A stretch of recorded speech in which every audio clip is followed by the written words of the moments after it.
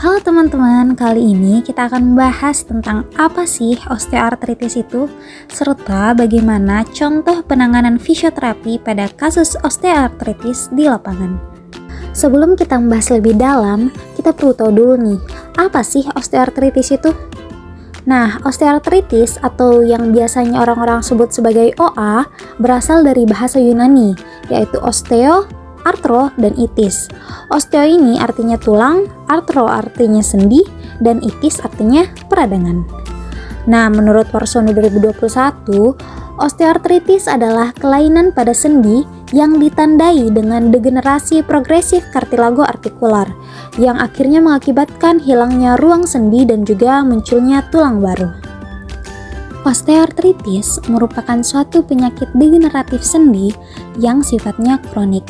Progresifnya berjalan lambat, biasanya tidak meradang atau hanya menyebabkan inflamasi ringan dan ditandai dengan deteriorasi dan abrasi rawan sendi, serta pembentukan tulang baru pada permukaan sendi atau osteofit. Osteoartritis biasanya mengenai sendi penopang berat badan atau weight bearing, misalnya pada panggul, lutut, dan juga vertebra. Tetapi dapat juga mengenai sendi-sendi lain seperti bahu, sendi-sendi pada jari tangan, dan juga pergelangan kaki. Nah, di video ini kita akan membahas mengenai osteoartritis pada knee joint atau sendi lutut. Menurut Pratama 2021, osteoartritis di sendi lutut terjadi karena abrasi di tulang rawan serta pembentukan tulang baru atau osteofit pada permukaan sendi yang dapat menimbulkan kelemahan otot serta tendon sehingga bisa membatasi pergerakan serta menimbulkan nyeri. Selanjutnya, epidemiologi daripada osteoartritis. Allen pada tahun 2022 menyebutkan bahwa prevalensi osteoartritis genu semakin meningkat dibandingkan sendi lainnya. Dan menurut American Academy of Orthopedic Surgeons, angka kejadian osteoartritis genu di Amerika Serikat diperkirakan mencapai 240 orang per 100.000 tiap tahunnya. Sepanjang tahun 2009, terdapat lebih dari 11 juta kunjungan rawat jalan merupakan kasus osteoartritis. Pada tahun 2010, diperkirakan hampir 10 juta orang mengalami gejala osteoartritis genu. Di Indonesia sendiri, prevalensi osteoartritis genu meningkat seiring dengan usia, yaitu 5% pada individu berusia lebih dari 40 tahun, 30% pada usia 40 hingga 60 tahun, dan 65% pada usia di atas 61 tahun. Prevalensi osteoartritis genu pada laki-laki adalah sebesar 15,5% dan pada perempuan 12,7%. Beberapa penyebab yang berhubungan dengan kejadian osteoartritis genu antara lain, yang pertama, usia lanjut, yang kedua, jenis kelamin perempuan, yang ketiga, obesitas, dan yang terakhir, pekerjaan yang menggunakan persendian tertentu secara repetitif. Klasifikasi osteoartritis. Ditinjau dari hasil radiografi, osteoartritis terbagi menjadi 4 grade, yaitu grade 0 atau normal, tidak terdapat gambaran osteoartritis. Grade 1, kemungkinan adanya osteofit, ragu penyempitan celah sendi. Grade 2, osteofit yang pasti, kemungkinan penyempitan celah sendi. Grade 3, osteofit sedang, penyempitan celah sendi, sedikit sklerosis. Dan grade 4, osteofitnya besar, penyempitan celah sendinya parah, dan sklerosis yang parah.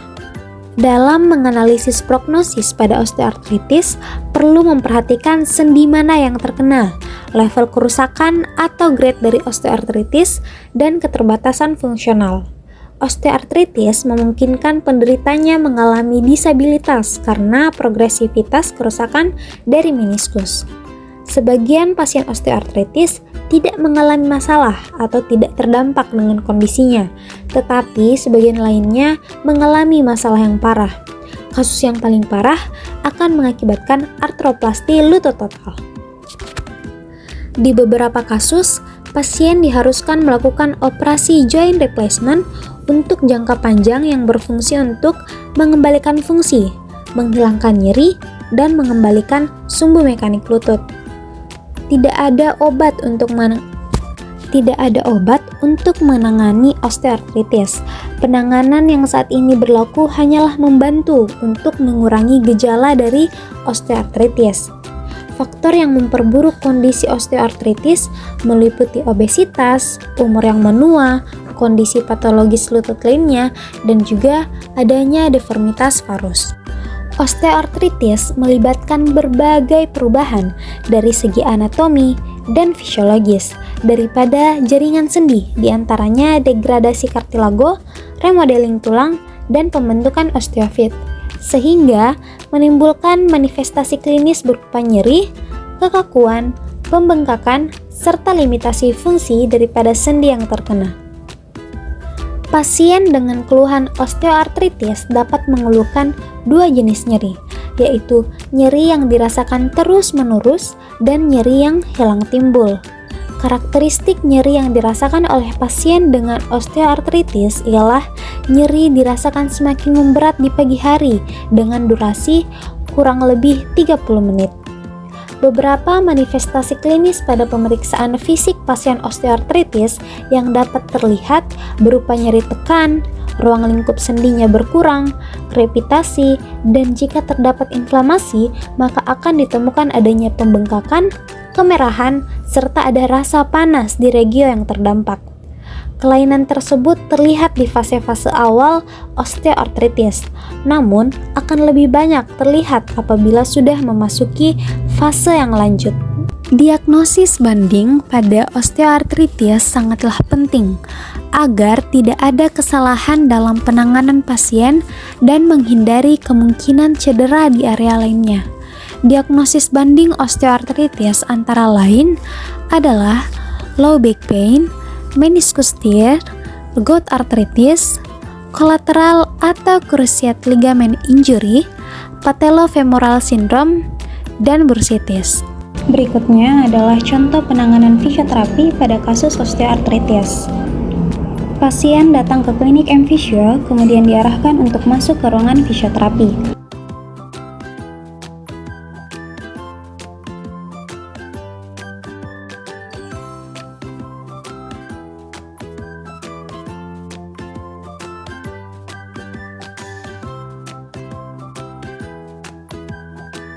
Fisioterapis melakukan anamnesis umum dan menanyakan keluhan utama serta melakukan history taking sembari melakukan vital sign.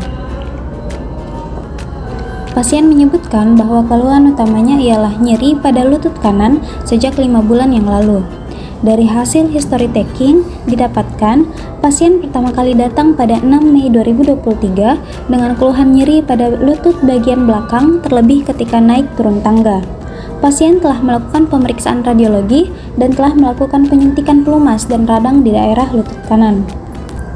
Setelah 2 minggu tindakan tersebut, pasien kembali merasakan nyeri hingga akhirnya memutuskan untuk datang ke fisioterapi. Pasien telah menjalani beberapa sesi terapi. Keadaan awal nyeri hingga aktivitas berjalan cukup terganggu, namun sekarang kondisinya sudah membaik. Masih terdapat nyeri saat jongkok dan nyeri minimal saat berjalan pada sisi medial lutut kanan. Hasil radiologi terdapat osteofit pada medial tibiofemoral lutut kanan dan pasien sedang dalam masa maintenance terapi. Dari hasil vital sign didapatkan tekanan darah 120/80 mmHg, denyut nadi 72 kali per menit, pernapasan 20 kali per menit, dan suhu normal 36 derajat Celcius. Setelah melakukan history taking, fisioterapis kemudian memeriksa simetrik pasien, mulai dari inspeksi statis. Dari inspeksi statis, kita melihat dari tampak anterior, lateral, dan posterior. Dari tampak anterior, terlihat raut wajah sedikit cemas dan kedua lututnya tampak normal. Dari tampak lateral, posturnya normal, dan tampak posterior, kurva tulang belakangnya normal. Selanjutnya, inspeksi dinamis. Pasien datang dengan pola berjalan normal dan pasien datang tanpa menggunakan alat bantu. Selanjutnya, fisioterapis melakukan palpasi mulai dari suhu, udem, tenderness, dan kontur kulit. Dan didapatkan suhu normal, tidak ada udem, ada tenderness di musculus gastrocnemius dan hamstring dextra, dan kontur kulit normal. Setelah melakukan palpasi, dilakukan tes orientasi, mulai dari duduk ke berdiri ke berjalan, dan berdiri ke jongkok. Dan didapatkan untuk duduk ke berdiri, pasien masih mampu, berdiri ke berjalan ada rasa nyeri, dan berdiri ke jongkok juga ada rasa nyeri. Setelah melakukan tes orientasi, dilakukan pemeriksaan fungsi gerak dasar pada knee dextra pasien, dan didapatkan pada gerakan fleksi aktif, pasien mampu full ROM namun ada rasa nyeri. Pada gerakan fleksi pasif, pasien juga mampu full ROM namun ada rasa nyeri dan juga enfil. Pada gerakan fleksi TIMT, pasien mampu namun tidak ada nyeri yang dirasakan. Pada gerakan ekstensi aktif, pasien mampu full ROM dan tidak ada nyeri. Pada gerakan ekstensi pasif, pasien mampu full ROM dan tidak ada nyeri. Pada gerakan ekstensi TIMT, pasien mampu dan tidak ada nyeri. Setelah memeriksa asimetrik pasien, didapatkan restriktif berupa limitasi ROM tidak ada, limitasi ADL berupa toileting, limitasi pekerjaan tidak ada, dan limitasi rekreasi tidak ada. Kemudian, di tisu impairment didapatkan masalah pada muskulotendinogen berupa spasme pada musculus gastrocnemius dan hamstring dextra. Kemudian, neurogennya tidak ada, osteoartrogen berupa artritis pada knee dextra, dan psikogen ada sedikit kecemasan pada pasien. Berikutnya, fisioterapis melakukan pemeriksaan spesifik fisioterapi kepada pasien. Yang pertama, fisioterapi melakukan penilaian kepada nyeri yang dirasakan oleh pasien, mulai dari nyeri diam, nyeri tekan, dan nyeri gerak. Penilaian nyeri ini dilakukan dengan menggunakan alat berupa VAS atau Visual Analog Scale, yang kemudian didapatkan nyeri diam 0 atau tidak ada, nyeri tekan 3 atau nyeri ringan, dan nyeri gerak 4 atau nyeri sedang. Pemeriksaan selanjutnya, fisioterapis mengajukan beberapa pertanyaan dari kuesioner, yaitu Hamilton Rating Scale for Anxiety, untuk mengukur kecemasan yang dirasakan oleh pasien. Didapatkan bahwa pasien mengalami kecemasan ringan dengan nilai HRSA yaitu 18. Pemeriksaan selanjutnya yaitu Ballottement Test, yang mana Ballottement Test ini merupakan pemeriksaan yang dilakukan untuk menilai adanya efusi pada lutut. Hasil yang didapatkan ialah positif, yang mana ada penumpukan cairan yang melebihi batas normal pada knee joint pasien. Untuk spesifik tes lainnya dilakukan valgus dan varus test, yang mana valgus dan varus test ini dilakukan untuk mendeteksi apakah adanya cedera pada MCL ataupun LCL pasien, dan didapatkan adanya gangguan pada MCL dan LCL pasien. Fisioterapis kemudian melakukan tes ROM atau range of motion pasien, yang mana didapatkan untuk gerakan fleksi sebesar 135 derajat dan ekstensi 4 derajat, dan keduanya normal. Untuk tes lainnya, kita dapat melihat dari hasil radiologi pasien, yang mana didapatkan osteofit pada medial knee joint. Diagnosis fisioterapi, gangguan aktivitas fungsional toileting pada knee joint dextra berupa spasme musculus gastrocnemius dan musculus hamstring et causa osteoartritis knee sejak 5 bulan yang lalu. Dari diagnosis tersebut didapatkan problem fisioterapinya, yaitu problem primer berupa nyeri gerak, problem sekunder berupa spasme musculus gastrocnemius dan hamstring dextra, kecemasan, dan stiffness. Adapun problem kompleksnya yaitu limitasi ADL toileting. Tujuan fisioterapi, tujuan jangka pendek, yang pertama mengurangi kecemasan, kedua mengurangi nyeri, ketiga mengurangi spasme otot, yang keempat meningkatkan ROM fleksi dan ekstensi knee dextra, yang kelima menambah kekuatan otot, yang keenam mengurangi kekakuan. Untuk tujuan jangka panjangnya yaitu untuk mengembalikan aktivitas fungsional ADL toileting pasien. Beralih ke intervensi fisioterapi, pertama-tama dilakukan preliminary exercise dengan memberikan infrared rays pada knee dextra. Selanjutnya, kemudian diberikan elektrovakum dengan tujuan untuk mengurangi nyeri pasien. Vakum ini diberikan dengan frekuensi 100 Hz selama 15 menit. Vakum ini ditempatkan dengan metode kontraplanar. Dalam pengaplikasian elektrovakum, fisioterapis menaikkan intensitas daripada elektrovakum secara perlahan sampai tidak melebihi ambang rangsang dari pasien. Dapat dilihat pada pengaplikasian elektrovakum ini dapat diperhatikan dalam pengaplikasian elektrovakum ini dapat dilihat gerakan kontraksi pada ni yang terjadi karena elektrovakum tersebut.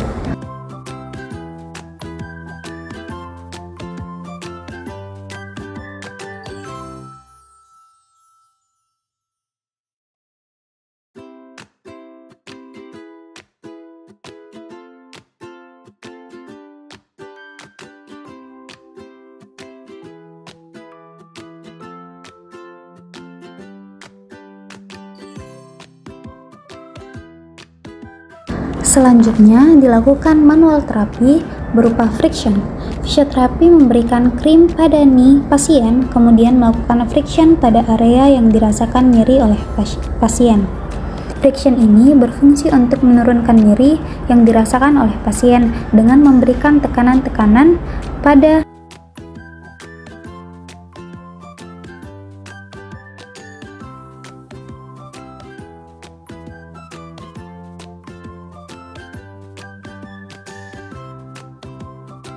Fisioterapis kemudian memberikan manual terapi lainnya, yaitu traksi, di mana traksi ini berfungsi untuk memberikan ruang pada intraartikular knee joint pasien.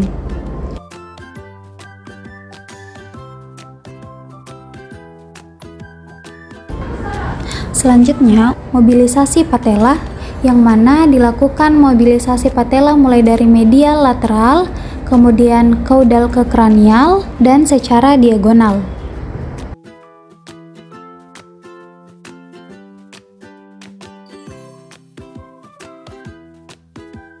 Selanjutnya, dilakukan stretching pada muskulus hamstring knee dextra yang mana mengalami spasme otot.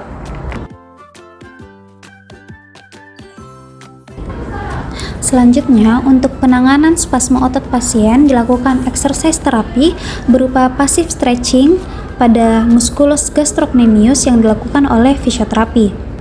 Passive stretching ini diberikan kepada pasien untuk mengulur otot-otot pasien sehingga otot-ototnya menjadi lebih rileks.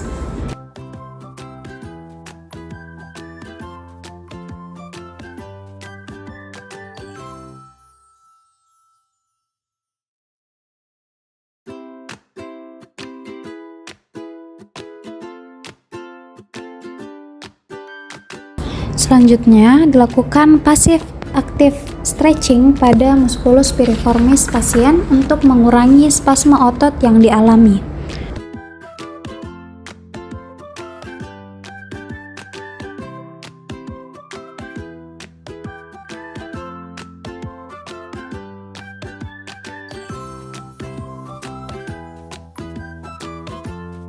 Selain itu, dilakukan pula passive stretching pada deep gluteal pasien untuk mengurangi spasme ototnya.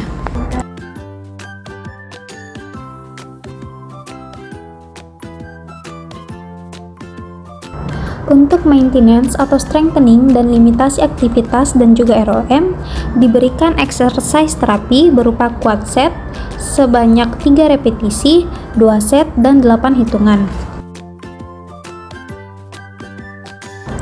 Selanjutnya, diberikan massage gun pada pasien dengan level 2 dengan teknik transmedial selama 8 menit.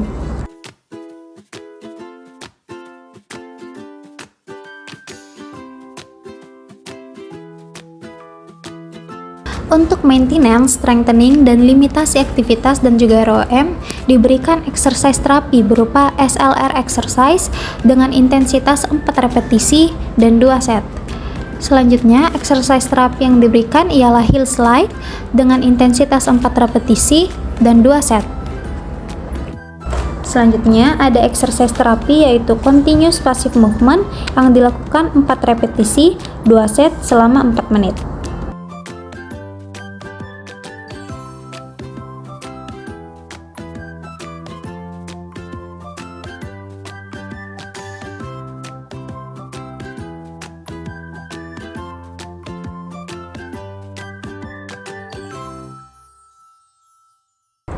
Untuk mengatasi stiffness, dilakukan manual terapi, yaitu berupa friction pada medial knee yang dilakukan selama 4 menit. Kemudian, exercise terapi yaitu berupa passive ROM knee yang dilakukan selama 1 repetisi selama 3 menit.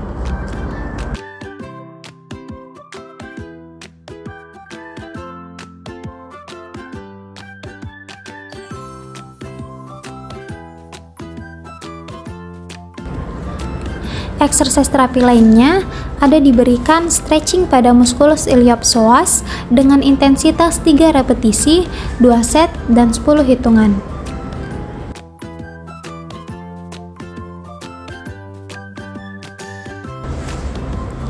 Adapun untuk exercise terapi strengthening abductor muscle-nya diberikan dengan intensitas 3 repetisi, 2 set, dan 10 hitungan.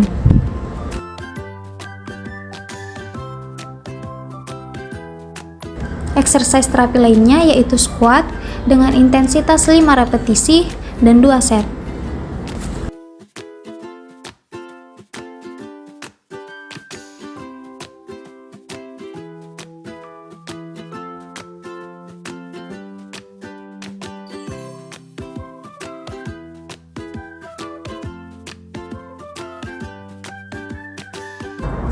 Kemudian fisioterapis memberikan latihan berupa sepeda statis yang mana tekniknya yaitu seolah-olah pasien mengayuh sepeda selama 8 menit.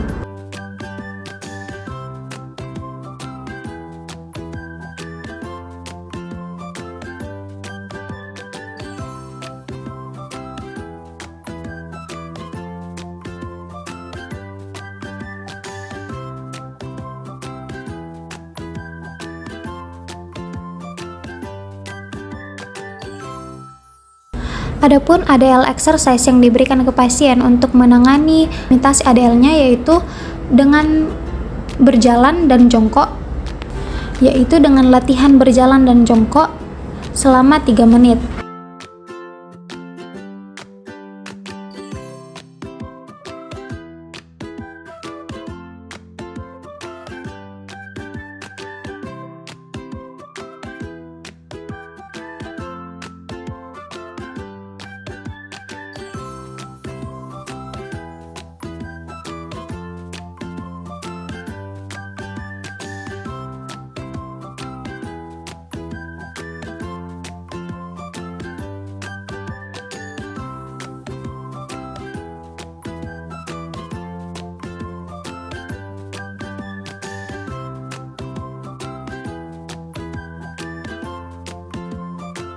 Beberapa home program yang disarankan untuk maintenance atau strengthening dan limitasi aktivitas dan juga ROM pasien diberikan beberapa modalitas, yaitu manual terapi yaitu quad set selama 3 repetisi, 2 set, 8 hitungan, dan exercise terapi berupa heel slide selama 4 menit dengan intensitas 4 repetisi dan 2 set. Dan yang terakhir ada exercise terapi berupa squat yang dilakukan selama 8 menit dengan intensitas 5 repetisi, 2 set. Untuk kemitraan, fisioterapis bermitra dengan dokter spesialis radiologi dan juga dokter spesialis ortopedi.